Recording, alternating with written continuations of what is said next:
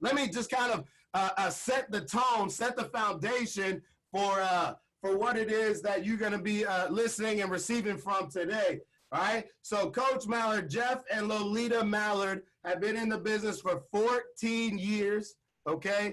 They're in the business for 14 years. He was a former marketing manager making $75,000 a year.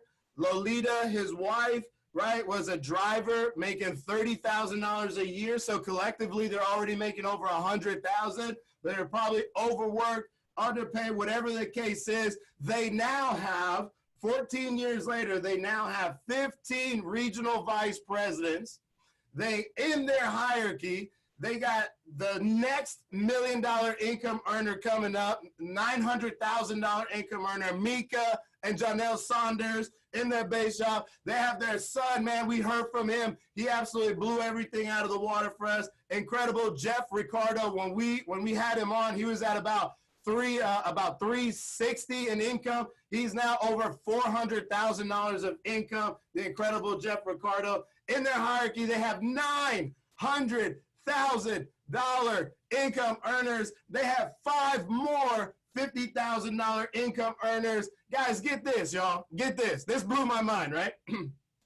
So we talked about Omar. When Omar came in and he talked to us on Wednesday, he said, man, he gave us a formula. If the person has this many codes, they're going to make this amount of money on a yearly basis, right?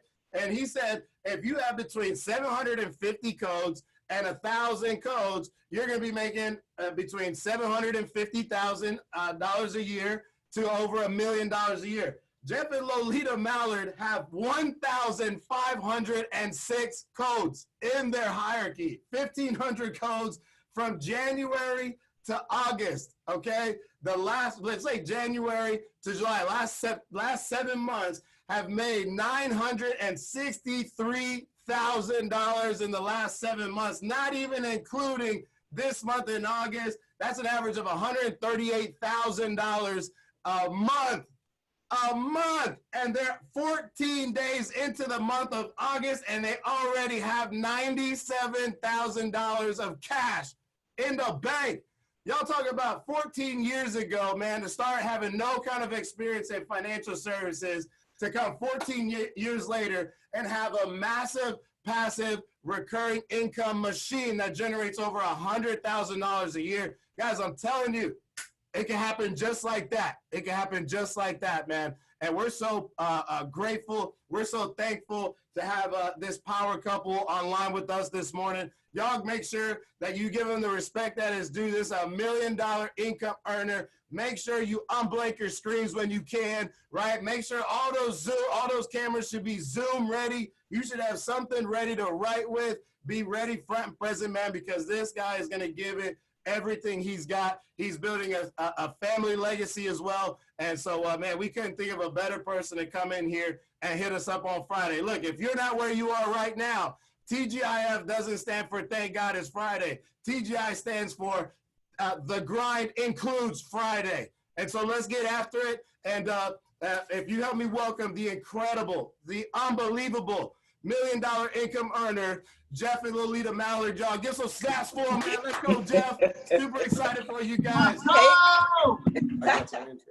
All right. Well, good morning, team. Hey, this is Jeff Mallard. Lolita Mallard. Hey, you guys have a bonus. You know, I've done quite a few of these things, especially as we've been on our run to $1 million as a family. And then since we've been over $1 million, we're doing a few of these. And basically, we said we're going to shut it down for the next 45 days or so we can steamroll towards 1.5 million. However, the morning time is my wife's time. So now she normally shies away, Jason and Ortiz family, she normally shies away from the camera. But once she found out that it was you guys, I think she ran into you, Jason, when she was visiting our daughter down in Florida. She was like, I just might say something. I'll be up in the morning, that's for sure, right? So I wanted to allow my beautiful wife and business partner, definitely couldn't be here where we are without her. So she wants to just give a special message to your team as a family as you are on your way to roll towards the Ruby Ring. Hey guys, first we want to thank God, and we want to thank the Ortiz family for showing us that a family business can be built. And I just want to talk about the family part of the business, how we got our son and our daughter, Lolita Mallard, into the business. So Jeff and I work out a lot, and we were working out, and my son, he was a chef at the time, and he wanted to change careers. And I was like, why don't you just come in Primerica? You can make $20,000 a month. And he was like, 20,000 a month? I was like, yeah, but Jeff went around and he talked to him about the real Primerica is people coming here part-time and build to 20,000 a month. And so he came on board the first year, and then it wasn't for him. And then a year later, he came back, quit his job, gave up everything. But he did that because he saw his parents do it. So we were the example for him to follow us. And from there, he followed us, and now he's going over $500,000. Thank God for that. But the beauty of having the family business is that you're with your children. Normally, when you have grown children and they have separate jobs, you never see them. You never see your grandchildren. Now we see him all the time, and the best part about it is that we see our grandchildren, our two granddaughters. I mean, we go out to lunch, dinner, they go on trips with us. That's the beauty of having the family business. And then Tennille came in when she was 18. She didn't take it serious. She just wanted extra money. Normally people come in for extra money, extra $500, extra $1,000. That's what we tell people when we recruit them, which is true until they get that Primerica bug. So she got that Primerica bug when she was like 28. She's 31 now. And then she came in, she recruited Mika Saunders. She trained Mika Saunders. A lot of people don't know that Jeff had nothing to do with training Mika, but he trained from the front of the room. So you want to get people to big events. She came to every training, but Tennille came to every training and she learned Primerica. She learned our system, not everybody else's system, but the co-op system. And so to have a family legacy with our son, our daughter-in-law, and our daughter Tennille, it's like, it's better than waking up for the freedom, because we show them that they can have their own $1 million hierarchy, and that's what they're going toward. But also we have our family legacy. We call it the family legacy, and we call our hierarchy the co-op, and many, many more people have come in. We have a regional vice president and her mom, a family business. We're showing people that your children can follow you, but you got to have the right footsteps, as my husband say, for them to follow you. So I'm just so grateful that we have our children. And the most important part is I'm glad and I'm grateful that I have my husband take this opportunity, and I followed him. Maybe he followed me, but I followed him. And all the no's that we went through together, all the yeses, we got a lot of people to say yes. So when you get them no's, you just keep going and keep going, because eventually you're going to get someone to follow you. But at the beginning, you got to follow someone. So I am just so grateful for this man right here, Jeff Mallard. He has great leadership. And so that's why we have the great, awesome co-op to follow in his footsteps. And that's all I got. All right. Thank you, baby. Thank you. Hey, man. So look, you guys have heard from the one and only Lolita Mallard. Like I said, she doesn't really volunteer for these type of things. It got to be the company is asking for it or whatever. So whatever it is that Ed and Ivana has done, Jason, you guys, we definitely we ran into the Ortiz family when we were new in the business, right? And that gave us a glimpse that we can do this as a family unit. And so we just thank God for you guys. We know that you all have inspired many, many individuals over the years that you've been in the business. And we just believe it's time that, and as we look at the lineup here, we believe it's time for you guys to understand who you are in the frame of things, so we can get you all, so we can get the Ortiz family to $1 million in income. So looking at the lineup for the last week, I mean, you guys have to have some major pull, not in a month's calendar, but in a 4-day calendar to have the newest $1 million earner, number 100, Chris A. Chung. Then you had Omar as a speaker on Wednesday. Then you had Patty Schechter. Oh my God. And then here we come. And so the biggest thing that I'm getting out of that is, you know, as a humble individual, certainly the business will catapult you to another stratosphere. But, you know, I don't let that have my spirit think that I'm bigger than anything, you know. So I'm just grateful, man, to be asked to do this particular Zoom. So let's get into the story. I mean, you don't really talk about Primerica without going into your story. So we got started about, my wife just reminded me 13 years ago, my numbers, my memory is kind of lost. I just was working what you call a busy dizzy, you know, my timelines, when we did this, when we did that, I always got to turn to her and say, I don't know, I was just working, right? And so that's really the formula. But we got started in the business 13 years ago. I was a marketing manager at the time, making over $75,000 a year. I also had a home daycare business bringing in about $5,000 a month. I had started a transitional living house. Let's say I have a special interest in ex-knuckleheads who wants to help themselves and turn in another direction, right? And then me and my best friend, I had bought another property, and we were going to turn that into what's called a transitional living house. So we were very busy. My wife was a driver at the time, working overtime, getting all these tips. We barely saw each other, right?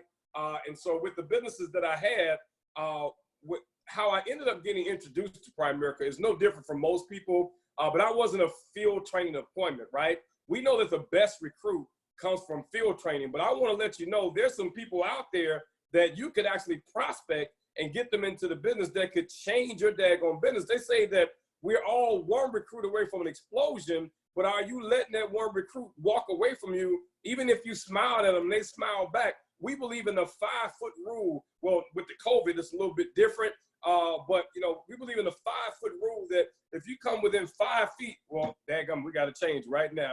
The 6-foot rule, right? You come within 6 feet, I'm gonna put my mask on and hand you my business card. So a young lady prospected me into the business. I wasn't interested in the business. I was doing pretty well. Like I said, I had a lot of things going on. She kept following up with me, kept following up, and then she eventually switched gears and she started talking to me about the mortgage. I had a bad mortgage. I had an adjustable rate loan. It was adjusting upward, and so I was interested in hearing about this mortgage. She had gone to training. It's very important to go to training, right? Your business is built from training to training, conference call to conference call, big event to big event. And we'll add now in today's dynamic, the group meets, right? Those things are so important. And people, the simplest things that's the most important are the things that most new people don't pay attention to. They want to learn about securities. They want to learn about all these other things. Well, we believe, and I'm sure your upline is telling you that this as well, you can't put the cart before the horse. Let's get you to district first. Let's get you licensed first. Let's get you independent. Let's show you how to close a recruit, close a daggone sale, overcome some objections. Let us teach you the 7 fundamentals before you're worrying about all this stuff down the line. A lot of people come in and they slow themselves down because they're way too far in the future. See, when we look too far in the future as a new recruit, our problems in the business, right, becomes ridiculous. It's like, it's just too much. You go on overload. So keep it simple. That's why your coaches tell you to stay where you are until you get to the next bend. I'll let you know what's coming around at that time. And it's a hard thing, but I did that. I understood that when I came into the business, I had a ton of sales experience. I was a marketing manager at the time. But what I realized is I did not know Primerica. So I dummied up. I didn't ask a lot of questions. And even the things that I thought that I might do different, I didn't say, hey, I think this, I think that. I dummied up. See, Bozo will get it and Einstein will miss it. I'm gonna say it again, Bozo will get it and Einstein will miss it. So out in field training, guys, I put together my top 25 list. me and my wife, between her friends and my friends, we were very credible, right? And so Joe Ward, who recruited me at the kitchen table for the young lady who consequently quit, right? So the young lady, she went division when we went district, but when we were going division, she was having some challenges staying in front of us, so she got mad and she just quit. I don't think she understands that if she would have stayed in the business, right, you never know how this thing works out. Well, even if we had beat her to a regional vice president contract, if she had stayed in covenant with Joe Ward, I'm sure he would have gave her the, once she was in a position to go regional vice president, we could have been her management exchange. Anyway, that's neither here or there, but the message inside of that is don't quit. See, the one thing that we've done perfectly since we've signed our IBA, whether things were going well or whether things were not going so well, is we didn't quit. Not just quit in terms of having the mentality and staying in the business, but we didn't quit working. So don't get it disillusioned that just because you stay around, you plug in, you get on, especially with the Zoom, it's too easy now, right? It's too easy to even participate. Folks ain't even got to go through nothing to plug in. You ain't got to get in your car. You don't have to drive through traffic to get to the office. We don't even have any tests to see if you got the willingness other than the daggone production. So let's step it up. So anyway, we steamrolled to regional. I believe it was like 90 days, 120 days, 4 months or so. We ended up regional managers, quickly understood the business, right? Didn't really understand the investment side, but we knew, we believed that we could be regional vice presidents, right? We were told that you go regional vice president 6 months after the decision. So 6 months into the business, I told myself, I made a decision. We're going regional vice president, right? Because with the job I had, I was working 60 hours a week, right? With the daycare I had, I really realized I don't really like kids like that, like a whole bunch of them. It was just something to make money, right? And so, and then with the recovery house, I didn't make any money off of that. It looked great on the outside. The inside was great. We had people in there. I ain't even finna get into it, man. It's just like we were paying folks rent and, you know, and teaching them life skills. And once they got the life skills, they moved out, right? And got their own place, you know, and never paid us. And then the state never gave us the, you know, the little people. New businesses are very difficult to get started. In fact, most businesses don't make a profit for the first 5 years. And that's what was happening in my business, other than that home daycare, which I made a profit, but it wasn't really worth it if I wasn't passionate about it. So I started looking at replacing our income, as Jason, so eloquently talked about, passive aggressive income, the override system, right? So I'm like saying, well, here I am in sales at the job, right? But in Primerica, I see that I could sell my way out of sales. If I do this right, eventually I ain't got to sell anymore, because that's what Joe Ward sold us. That's what the people at the big event told us. And I started believing in that. See, if you lack the belief, you're going to lack the motivation to do the work necessary. So we got to work on our belief, right? And sometimes when you don't have the belief, you got to walk in the belief of the coaches. I promise you, if you heard from, if you were here on time, like you should have been, and plugged in, you would have heard your coach or the second in command or whatever. You would have heard Jason talk about the business, talk about the thing that that impresses most business minds about Primerica, and that is passive aggressive income. So anyway, we're going to regional vice president. It's a wrap. We're going to be Joe's first regional vice president. Wasn't nobody doing half the numbers we were doing in the state. We were, if we were RVPs, would have been the #1 base shop in the daggone state. So we just knew it was going to happen. We're going to light it up. And then the investment license component came in. I realized that some of the things I had did in my background that I didn't disclose, right? From many, many years ago. I don't think I'm some criminal, nothing like that. But in Chicago, man, 1 out of 4 individuals, 1 out of 4 black males got some type of skirmish on their background, whether they did it or just in the wrong situation or whatever. And I was one of those individuals, right? And so when it came time to do the investment license, our coach was like, man, they probably not gonna let you in, bro. You know what I mean?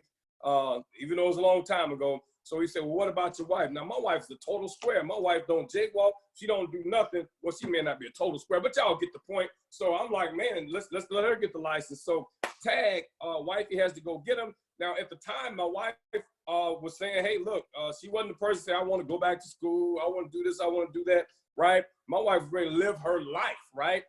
She was ready to keep working or join me in the business. So she quit her job, and then she started studying for the investment license. So boom, she had the investment license. I had the business side. But I tell you guys, most of the times, you see a business, you see a team, and they're on their way to regional vice president. Either they have the licenses. This is just what I've noticed, right? They have the licenses and they're ready to go, but they don't have quite the team. They don't have the management exchange. They don't have the production, right? They don't have the consistency, right? And then you got people that got the major team. They're exploding all over the daggone place. When they go RVP, they're going to be instant daggum at 20,000 in cash flow. And those are the ones that have the license challenge. I don't know why it is, but whatever it is, whatever your challenge is, embrace it, get it done, and understand the bigger the challenge, the bigger the reward. Because although it took us 6 years in the base shop, right, to become regional vice president, we had all kinds of stuff go on. I just talk about just a couple of them, man, just in case any of you guys are struggling, or your downline is struggling, or maybe you'll struggle later on. We got our highest income in the base shop was $15,000, right? And so the way that happened, guys, is that I had a laser beam focus on KTs. I just kept the thing real simple. I knew it was a whole bunch of stuff I needed to learn, but I did hear a number that just rang out to me. It was 12,8,531. 12,8,531. And I was a machine about 12,8,531. On Sundays, I made calls religiously, right? I went into my office, right? I would make calls for 3 hours, or it would be 3 hours or 12 to 15 appointments, whichever one came first. And then once I set the 15 appointments, or once I made the calls for 3 hours, I would say I'm gonna give it another 30 minutes, because that last push, right? It'd be like right at about 9 o'clock at night, right? That's when it really started clicking, man. I remember doing that every daggone Sunday, right? And so that was my formula. And I learned, guys, this is one thing I'm gonna give y'all. I'm just talking, I ain't got no points, you know what I mean? Y'all better just catch it as you catch it, right? Because I'm just trying to speak freely to you guys. I heard Art Williams, the founder of the company, say, pretty people don't make it. He also said, you know, stop trying. He said, make a mess of it, right? And clean it up later. I'm like, I get that, right? He talks about organized chaos. Now, in the beginning, as a field trainer, I was concerned about, keeping up with all these people and the recruits I had. But after a while, I just started double and triple booking. Why? Because I understood that if you got 3 appointments scheduled, right, one is going to cancel, one is going to reschedule, and then one is going to hold. So I'm like, why am I just scheduling one appointment and they're falling off, and then I got a whole day to myself? So I started putting them on top, because I believe that one of the biggest challenges for a structured individual, right? If you understand the STAR program, a structured individual is too worried about, well, I got an appointment here at, even with the Zoom, I got an appointment at 5, so I need about at least an hour, hour and a half. So when I finish up neatly over here, in case you got any questions, now I can place one at 6:30. Oh, and then I couldn't possibly put nothing before 8 o'clock, because the 6:30 might go over. Hey, man, forget all that stuff. I'm just talking about what I did. I just started double, triple booking. I had a couple of other field trainers under me. I would let them know if I had some really quality individuals that I'm training. Hey, look, I got a hell of I call it a Primerica day. Hey, look, I don't have Primerica days anymore. But I have my son have Primerica days. My daughter have Primerica days. We have people in the base shop that have Primerica days. What is a Primerica day? Hey, from the time I wake up, right, to the time I come in, I got appointments all day. I'm going on the ones that hold, the ones that don't hold. I'm going to reschedule whatever happens, right? And so I did that. And this is how I knew how long it was, all right? So in the base shop, as Joe Ward was ascending, he went over 100. He was on his way over 200,000. Now, when I came to the business, Joe Ward was making probably 30,000 a year in Primerica, $3,000 a month or something, right? So in the base shop, when things start thriving, and I'm sure y'all get some of this as well, you got people saying, hey, can I come to your base shop? Can I speak in on your training? So one time there was an RVP, there was a personal friend of Coach Ward, and he said, can I come sit in on your training, right? So after the training, he was like, man, can I speak to your number one person? The number one person just so happened to be me, right? So I went into Joe Ward's office with the guy. Joe Ward's office was probably as small as my little setup right here, right? And so he said, man, so what is it that you're doing? How is it that you're beating so many people? How are you doing 3 to 4 recruits a month and over 10,000 in premium, but your team is doing 60 recruits, right? As a regional, your base shop is doing 65, 70,000 in premium, right? How is that happening? And see, when you're in the work, when you're in the grind, as Jason talks about, you don't really look at it like you're working in hard. I'm just working, right? And so I'm like, man, I just set appointments and go on appointments. He said, no, I got to be something more than that. He said, well, what's your schedule look like? I'm like, well, shoot, let me see. So I pulled out my Palm Pilot, right? Anybody been around for a while, we used to use the Palm Pilot. So I pull out my Palm Pilot, and when you open up the calendar, right, it just had the 30 days or whatever, right? And then it have dots in it. And for the whole daggone month, every daggone day had dots in it, 3 to 4 dots.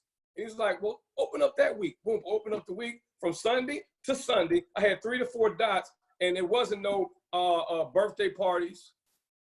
It wasn't no family reunions. It wasn't no daggone class reunion. Wasn't none of that stuff on there, right? It was all KTs. I don't know if y'all getting it. See, people say they want to be where Ivan Earl is, where Keith Otto is, all these folks that's making, $150, $200, $300,000 a month. You say you want to be there, but you want to work like you want to be where you are. You say you want to get to where these folks are, but when we tell you what to do, like, well, what's another way I can get it done? Ain't no other way to get it done. You got to sell out to this thing for a period of time. So just to fast forward to that, he said, well, that was a hell of a week, man. Can I see what the week before that looked like? So we went back one week, and it was the same thing. Went back another week, it was the same thing. Then we went back a month. Then we went out 2 months. We went back for 12 daggone months, and then another 12 months, 24 months. I believe that's 2 years. My math ain't the greatest, but every day I had appointments booked. And here's the biggest thing, partners. For those partners who are looking at your husband or your wife, like, why we can't win trips? Why we can't do this? Why we can't do that? How supportive are you to the grind? How okay are you with your significant other making calls instead of watching your favorite program with you, right? Hey, look, my wife sacrificed a lot. She had a ponytail in her hair for 6 damn years, not hers. Look, we did each other's manicures and pedicures. Wasn't no extra money, especially when it tanked out. Let me tell y'all, this is the last piece. Then we'll move on to where we are now. I ain't trying to hear all this crap. The Spirit is just telling me to let y'all know we went through a little something, right? So our highest income of $15,000. Our lowest income was $500. How does that happen? We got networked out, right? Our whole team decided to stay. I don't know why we got network. I still don't know why today. I felt like I was just cast to the side, right? We were sent all the way out to the south suburb under a gentleman by the name of Albert McEwen. I'm sure Ed knows him, right? So Albert McEwen, sweet old man, he said he was going to put me in the base shop, but he said, no, I believe you had enough. You've been running great numbers for the last 6, 7 years in the business, dadgummit. For some odd reason, you can't go RVP. I think it's the investment license or whatever. He said, I'm going to let you use my office. They had nobody in. I'm not going to network you to somebody else. I don't really have a base shop. He said, I'm going to let you run my office as a regional vice president until you become one. I'm talking about favor. See, sometimes God is waiting to bless you because you continue to bless yourself. You don't know where it's coming from. Hey, look, what would it look like if God got a blessing for you? Your upline, the powers that be, Glenn Williams might be having conversation will say, look, we got to promote another 1,000 regional vice presidents in the month of October. All right. You come up with the qualifications. Hey, we can get it done. But will you be in the running? Will your regional vice president be able to say this person deserves it? See, that was me. I knew I deserved to be a regional vice president because I outworked people, right? I got to events early. I stayed late. I talked to not just my downlines. I poured my everything into everybody. So just trying to get past this little patch. Guys, we got networked out. It was just a few of us. My daughter really didn't know what she was doing. A few other gnarlies. All the studs stayed back, right? Because they wanted to stay with the income. And so I'm in Al McEwen's office, and we're trying to figure it out, right? My son had already went regional vice president. 5 other individuals that I promote, that I recruited, I trained myself, taught them the business, out in the field with them, collecting their top 25 lists, answering their calls at night, all this kind of stuff. They had gone regional vice president before us, right? But I still came early. I still stayed late. We still got on the conference call. We found ourselves in a spot where it was just us. Wasn't nobody taking our calls. I was just trying to call people to just like, cause I'm an R, right? I'm trying to call to keep relationships, and I don't know what was going on. We was supposed to have been done, I guess, right? But God. So we kept plugging. My son ended up coming over. My son asked, I'm gonna give y'all a little insight. My son came to where we was at and said, hey, can you ask McEwen, can I plug in with you guys? Because y'all my family, right? I know I'm part of the hierarchy, but y'all my family. I want to work with y'all, even though he's a regional vice president and I'm a daggone regional. And so I remember McEwen saying, hey, I want you to run this office like you would run it if you were an RVP. So I was about to ask McEwen, but I said, I'm from around the way a little bit, right? So we were taught like, hey, don't ask none, won't be none. Don't ask them questions if you ain't got to. So I ain't ask him. So I just plugged my son in, right? And then he plugged a few people in. And then next thing you know, we started having ambitions to grow this space. We were having vision talks, y'all. We were looking at an empty parking lot and we'd be like, man, so look, it's gonna be like this. We're gonna pull up, man, it's gonna be cars all over the place because it was a big building and it didn't have no activity in it. We spoke life into what we wanted. We talked about what it was gonna look like, right? And then next thing you know, we end up having that. We had an office, it was crawling. We outgrew that thing now. We didn't have the money, but McEwen did. McEwen was, man, a very special man. May he rest in peace. He went and took us to another office, right? Right around where I was making about $5,000 a month. I'm still not a regional vice president. My son, a regional vice president, struggling, right? My daughter, just deciding to go full time, right? So this dude takes us to a bigger office because we were having bigger numbers, bigger people showing up. And he said, this is going to be your office. He said, this going to be your office, right? And I'm like saying, well, me and my son looking at each other, we can't afford this. You know what I mean? He inked the contract, put it in his name, right? And allowed us to share an office. But what happened is, as we were growing our income, he started giving us more and more responsibilities. And by the time that man was on his deathbed, right? This is just what happened. This is how God's favor worked, right? He had put all the bills in our name. We had started paying the mortgage, the lease in our name. And so when he passed away, even without having credit worthiness, right? But we had staying power. We had, we were consistent. And the landowners like saying, man, we'd love to extend this lease to you. See, look, sometimes we down here trying to figure it out, and God done already worked it out. If whatever it is that's, on your mind or that you're looking at in the business, if it's taking you away from today, when we leave out of the here and now in terms of Primerica, and if you ain't built it yet, our problems become magnified unreasonably, and it can stymie you from doing what you need to do today. What do I need to do today? Well, if I ain't got no appointments, I need to make some phone calls to set some appointments. If I ain't got no numbers, I need to get some numbers to set some appointments. If I don't know how to do it, I need to focus on doing it. If I don't know how to do the presentation, I need to learn the presentation. Last thing, and we're gonna shift, I'll be done in less than 10 minutes. I marvel at how many people make learning the presentation, learning the 7 fundamentals, how you make it so daggone hard, but you learn everything else. When you went to the job, right? You didn't know that stuff. I can tell you how many times I got a job and, you know, lied to them and they like, you getting this? I'm like, man, I got it. And was scared to death, but I wanted that paycheck. So I kept doing it until I got it, right? And so look, the presentation, look at the presentation like this. Anybody who's struggling with the presentation, look at it like your favorite daggone song. You think about any song that's really popular in your culture. When it come on, everybody jump up, they can sing the words and all that. They can mimic the dance, all this kind of stuff. But when it's time to do the daggone presentation, now you're like, I ain't got it yet. Learn the presentation like you learn your favorite song, right? And get paid like the daggone songwriter, or get paid like the person who sing the song, right? Only you getting paid in Primerica income. So we end up becoming regional vice presidents, right?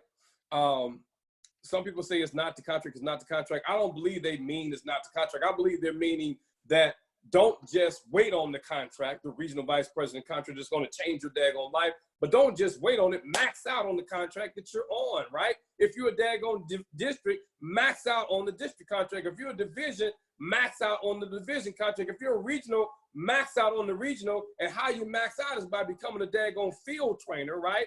And you're training at least 6 people or so, 3 to 6 people. You're training, you don't need no job. Your job is right there to train those individuals, right? So as we end up becoming regional vice presidents, guys, we end up getting the $100,000 ring about 3 months in, another 3 months. So it's like a 90-day cycle. We've been jumping diamonds, right? So then we get people that become regional vice presidents. At first, Jeff was an RVP before us, right? The other 5 RVPs, when we became an RVP, the company say, well, look, do you want us to investigate and see how we can get these other RVPs back or get you some kind of percentage? We're like, no, just give us our son back. All we want was our daggone son. Get our son back. And we promote this person, promote that person. And then they promoted some. And now we have 15 regional vice presidents, guys. Out of that 15 regional vice presidents, we're now at $1.2 million in income. Hey, look, we were picturing, and this is what I'm sure God allowed me to get on this zone, me and my wife, is because you need to see how it formulates, right? You don't become $1 million earning hierarchy because it was just right around the corner. The formulation has to happen, right? And I'm gonna tell you the formula for the co-op. It wasn't me, it wasn't my wife, it was the leaders that's under us. Hey, look, for Joe Ward to go over $1 million, it wasn't him, it was the leaders that was under him. For Mike Evans to go over $1 million when he did as number 80, it wasn't him going over $1 million, it was Joe Ward and Joe Ward's team. So the teams under the leader is the one that has to push the daggone uplines to $1 million. And in return, those who worked the hardest, those who focused the most, those who not only was prayer warriors. See, I believe in having prayer warriors around me, but I also believe in having daggone work warriors, right? We can't have you on the field and it's happening. It's the battlefield happening and you somewhere in the corner praying, dadgummit. We done prayed already. Now it's time to work. I'm sorry, Jason. I hope that my energy ain't coming off like some daggone lunatic or something like that. But man, I'm just telling y'all, somebody that shot me with some truth serum. Hey, let me tell y'all something. I don't do nothing this early in the daggone morning. I used to have to go to work and be there at 7 o'clock in the morning. I vowed that once I got they're gonna become successful, I'm gonna get up when God wake me up. I don't wake up to no alarm clock or nothing like that. But today I had to get up a little early. You know what I mean? But it's fine, man. But anyway, man, to make a long story short, guys, it's worth it. All right. So we got 15 regional vice presidents. We went over $1 million in May, and let me tell y'all the story behind that. As we saw the COVID-19 hit, right? And then we saw that when we shifted towards the Zoom, because at first, and I don't know about your organization, but we were apprehensive. We were a little reluctant to switch to Zoom because we wasn't doing it that way. See, I'm an old school New Jack regional vice president, New Jack coach. I'm like a, what do you call those things in the X-Men, you know, you're half human. You're mutant. And then you have, what they call them things? Mutant? A mutant, yes. I'm a mutant, right? Because look, I'm old school, right? But I'm open to the new school. And so as we've been building this thing, and I believe in everything that Art Williams say, but I was reading a book many years ago. My vice president of the company recommended a book called The Climate Was Changing in Our Market, and it was called Who Moved My Cheese? Oh my God, just a simple read. It's about 4 characters, 2 mice and 2 little people. They was in the maze, the cheese moved, and then the 2 little people, because they had so much logic, they had so much thinking, right? They was trying to think their way and trying to just manifest the cheese. They studied going to the same daggone place in the maze for the cheese, while the mice was like, hey, it ain't happening right here. Let's put my gym shoes back on. And Wade went out and found some more cheese. So when the COVID hit, right, I pulled that book back out. What are you reading? And I read Who Moved My Cheese. And I was listening to some of the younger folks that already was telling us, hey man, Zoom will be crazy. And we was like, nah, we don't really know. Hey, look, here is the old school philosophy. I'm gonna give it to y'all. When people came talking about Zoom, we're doing it this way, doing it that way, we said that ain't how it was built here. That ain't how it worked, right? We don't do it this way. We don't do it that way. Hey, look. And then when they say, well, I got people from another city, right? They want to plug in, but if we put them in Zoom, coach, right? Or I can set up a device. You're like, no, look, if they can't make it to the training, they don't want it. You got people on the other side of Chicago. I can't make it. They got crazy dynamic. Well, look, they must not want it bad enough, right? But then the COVID hits. And then if you decided to be, I did a talk for the home office, if you decide to be a daggone pilot and not a passenger, see, a pilot decides we're going to get through this turbulence, right? We're going to be okay. They calm everybody else down and they figure out the path, right? How we going to get this done? But a passenger is panicked. A passenger is just saying, oh my God, do we need to land this thing? What's going on, right? Are you a passenger or a daggone pilot? So with the COVID, when the COVID hit, we adjusted and started doing Zoom, and then we called the play. We don't want nobody out there because there was still some fearless people. They was talking about, this is essential business, which it is, right? But essentially the companies that say it's essential business that put their people at risk, right? We didn't want to be that, right? We're leaders, so we like, man, we shutting it down. Nobody go, you better learn this daggone stuff on Zoom, learn how to do the signature, learn this crap, right? And so we did that. And as a result of it, things really exploded. So we were already on a trajectory. I saw us going over $1 million in income by the end of the year. See, your team be like saying, hey, look, we're going to do it this time. And then you might say it in public on this time, but really you just don't care. I just want to be $1 million earner. I don't care as long as it's this year. And then if it don't happen this year, hey, if it's the first quarter in 2021, that's what my mind was. But my leaders, dadgummit, they said, we're going to launch a campaign, coach. We want to do a daggone conference call. We don't want you and Coach Rose on it at all, because they saw this is what we did for Joe Ward. They saw that's what Joe Ward did for Mike. We did a conference call. They did a conference call, did not have us on there. They strategized and they came up with what's called M5, the millennials, which is the majority of our hierarchy, right? The ones with the biggest production, although we have some middle-aged folks that's working the business, they played a role. They got behind the millennials and they called it M5. And M5 was the millennials will march the Mallards to 1 million, not in daggone September, not in daggone August, not in July. They said, we're going to march the Mallards to 1 million in May. I said, oh my God, that sounds amazing, but it's April already. You know what I mean? I'm like, man, I don't know, but I ain't tell them. But I'm like, let's go for it, right? And they said, oh, by the way, Coach Mallard, I'm just telling you about my organization. You guys can decide to do the same thing. And if you do, then one of y'all will be Mika Saunders making 900,000 on your way to $1 million. If y'all decide to be the catalyst for the daggone for the overall Ortez family, right?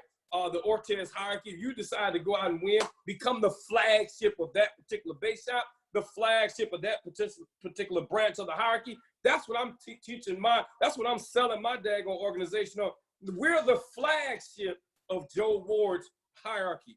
We're the flagship of Mike Evans' hierarchy. Who's going to be the flagship of the co-op? That's the kind of language that I use, right? And so who out there is going to be the flagship? Who's going to compete with the #1 daggone producing RVP team, right? And then at least try to compete and take their head off and end up being number two. Number two in our hierarchy is my son, right? And him and Mika, they got great relationship. They talk all the time, right?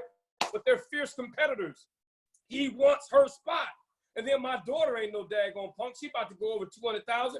She just sitting back thinking about the phrase her dad came up with when we were in the trenches, when things wasn't going so well. Everybody who deserves a turn will get a turn unless they step out of turn. She's walking in that because she sees that I'm the one that recruited Mika Saunders. I have my explosion coming. It ain't happened yet, but it's going to happen because I'm going to keep working until that person comes into my business to explode my daggone business.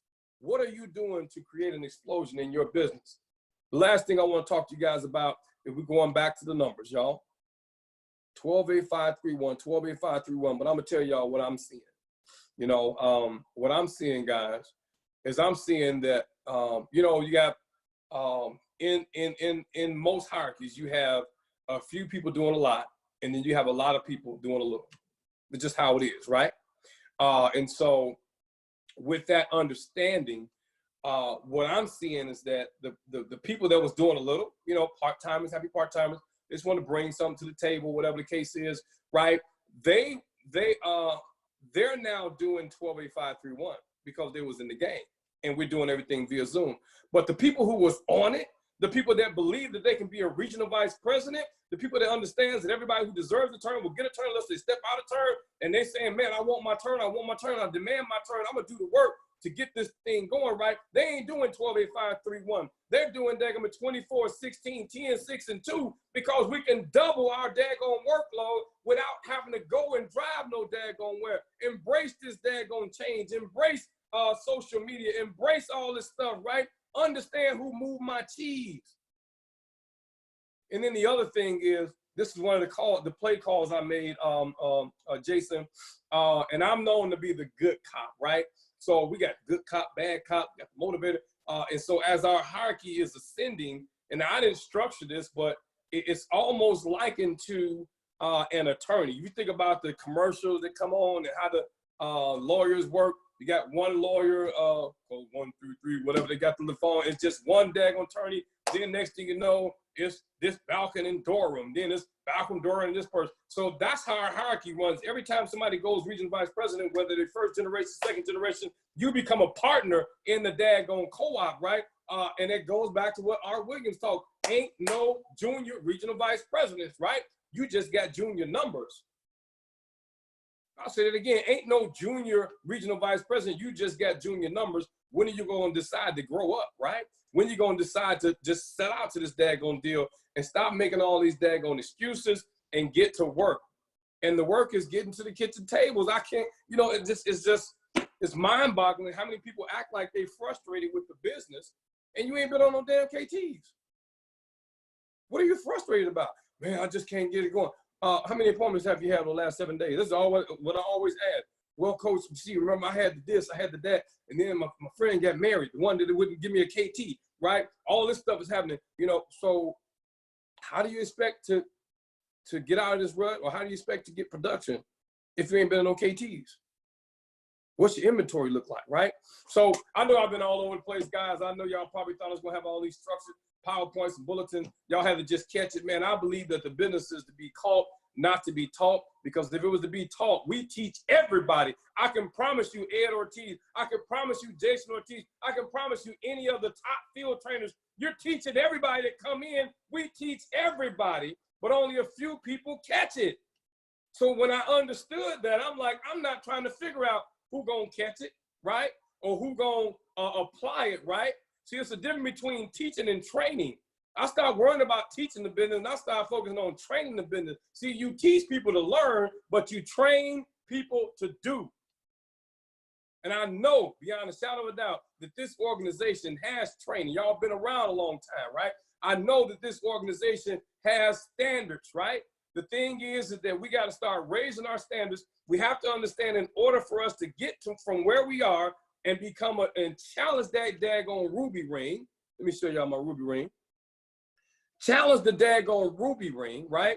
We have got to move quickly. And so if you plan on doing the same work, having the same mentality, putting the same efforts in, well, then it may take y'all 4 years more before you become $1 million team. But folks ain't taking that long now. If y'all just look at the numbers, all people are doing is they're riding the wave. They're like, man, this thing is crazy. Let me get on with it, right? So this organization, you heard Omar talk about the licensing.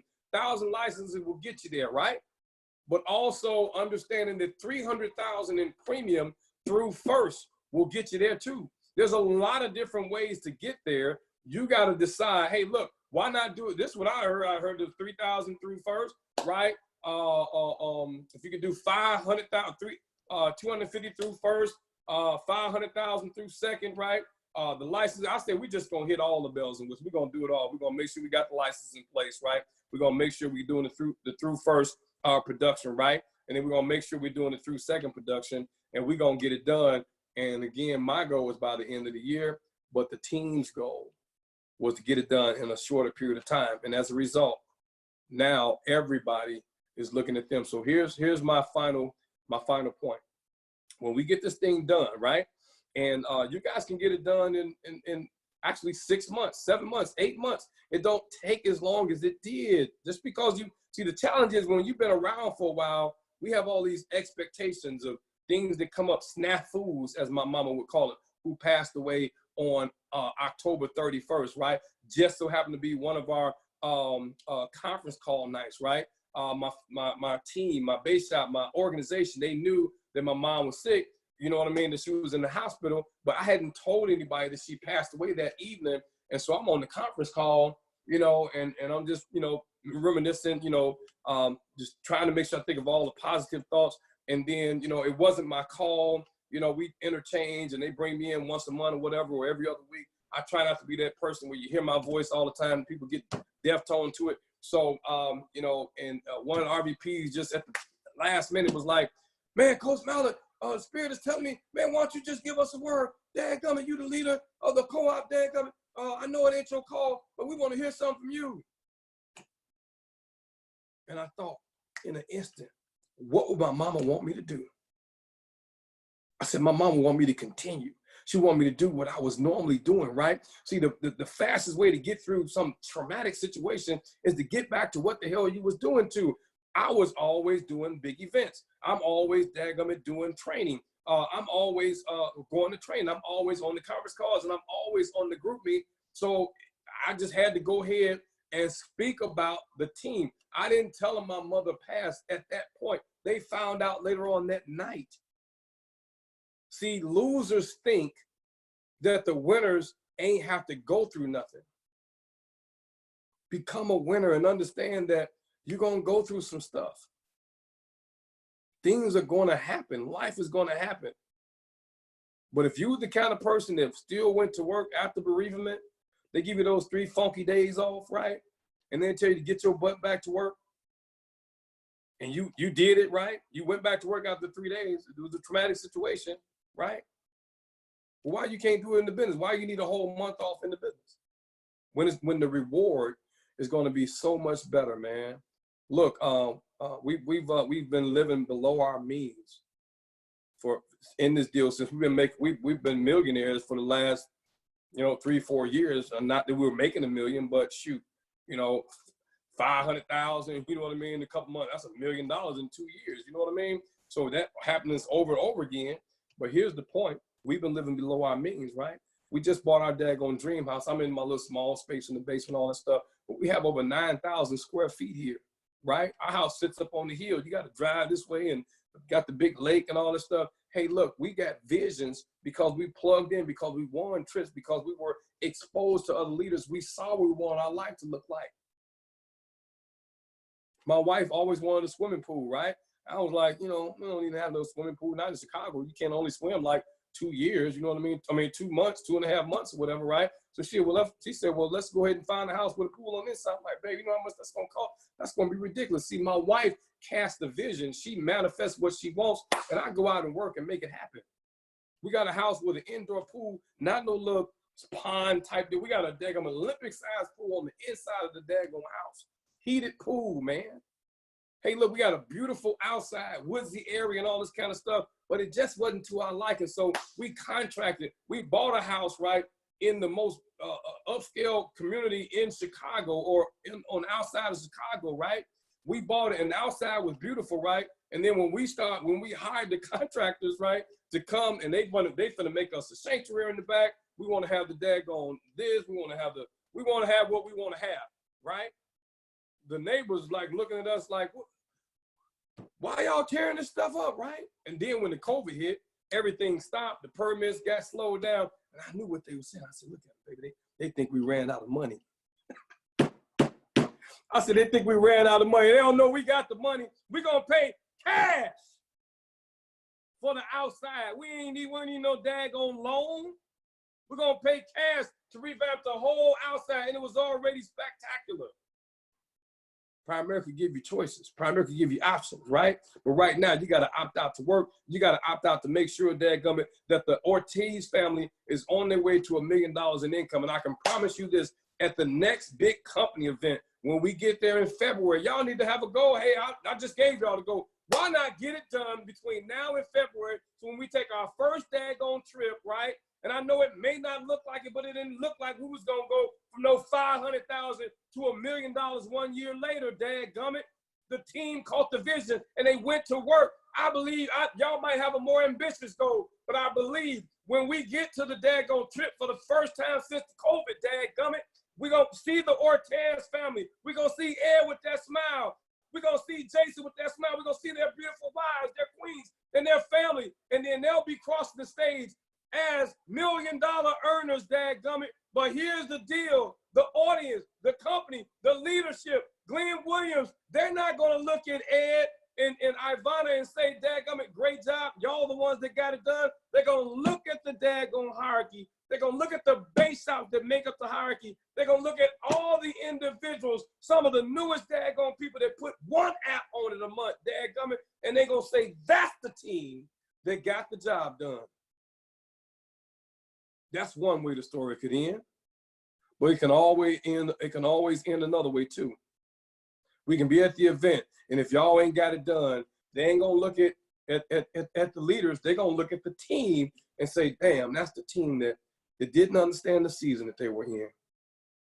They didn't understand they could join all these other leaders, become $1 million earners. We have more $1 million earners than ever, and you guys need to be one of them. Let's get it done, guys. Jason, I'll turn it back over to you, man. Hopefully I didn't offend anybody. Coach, thank you so much, man. No, this locker room, we all athletes over here in the business, man. We really appreciate all right. it. Man, that was a straight clinic. Man, we are ready to rock and roll. I got goosebumps right now. I ain't got nothing much else to say. I really, really thank you from the bottom of my heart, taking your time and getting on here and talking to us. I'm going to pass it over to our coach, Ed, and then we'll close it out so we can get to work. Dadgummit, I'm already talking like you, coach. I'm coachable, dadgummit. Hey, coach,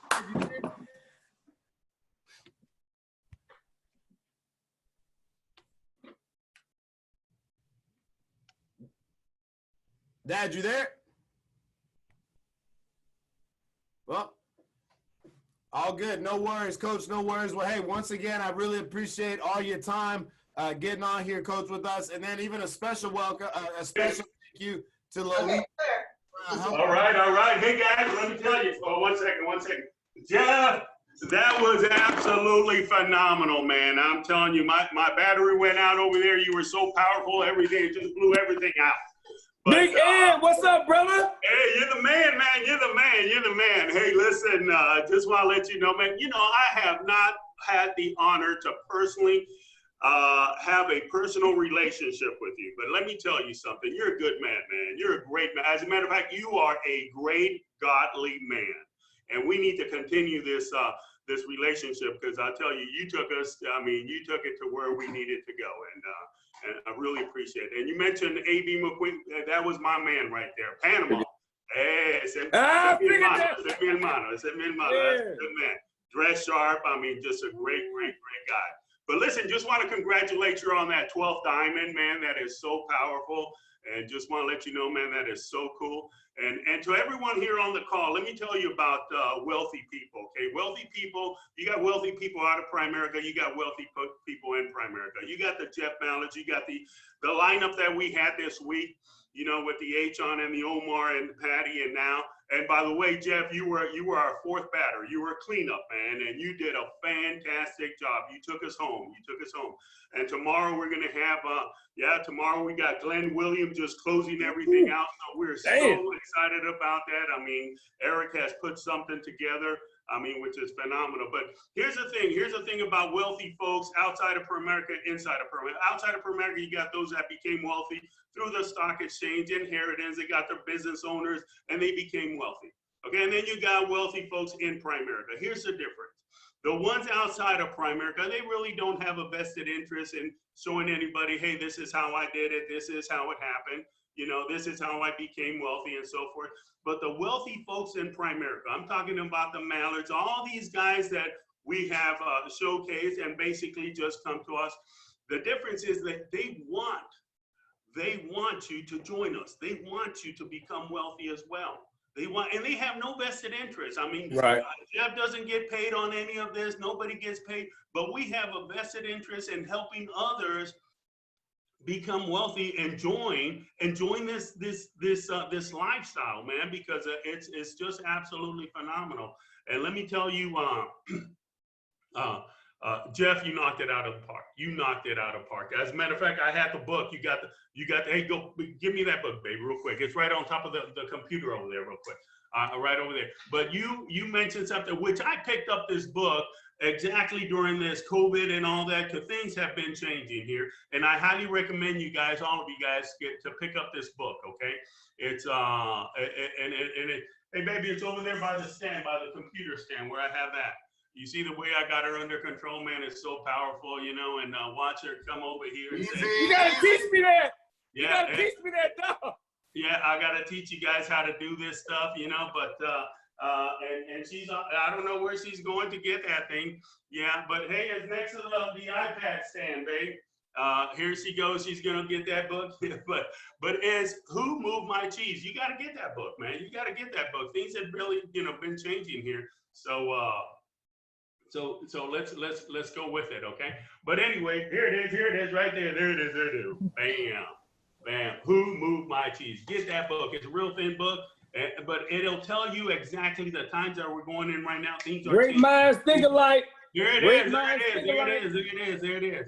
You need to understand that, hey, listen, things are changing, and we got to get on top. We got to move. We got to move. Someone moved the cheese. We got to move. We got to go find it. It's out there, okay?